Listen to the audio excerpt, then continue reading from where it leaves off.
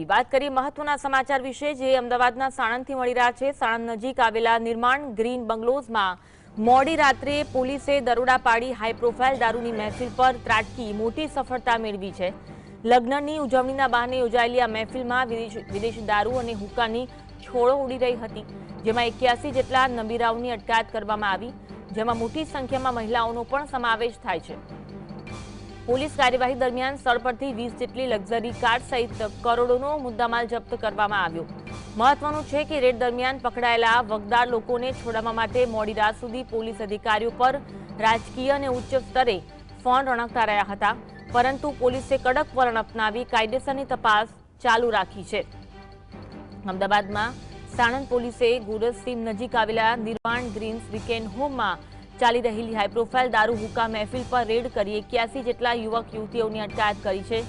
આ મહેફિલ એવીની 25મી એનિવર્સરીના નામે આયોજિત કરવામાં આવી હતી અને આજ અંગે વધુ વાત કરીશું। સંવાદદાતા કાળુભાઈ અમારી સાથે ફોન લાઈન પર જોડાયા છે। કાળુભાઈ, અમદાવાદમાં હાઈ પ્રોફાઇલ દારૂની મહેફિલ પર પોલીસ દ્વારા રેડ પાડવામાં આવી, વિગત જણાવશો? સાણંદના ગ્રીનમાં એક બંગલામાં પોલીસે બાતમીના આધારે દરોડા પાડ્યા હતા।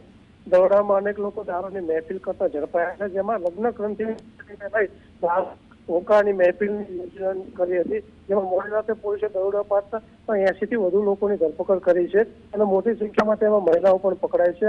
આ જે રેડમાં 20 જેટલી લક્ઝરિયસ કાર પણ પકડાઈ છે અને પોલીસે વધુ તપાસ હાથ ધરી છે, પરંતુ આ લગ્ન ગ્રંથિ કોની કોના દ્વારા ઉજવવામાં આવી એ પોલીસ દ્વારા તપાસ હાથ ધરવામાં આવી છે।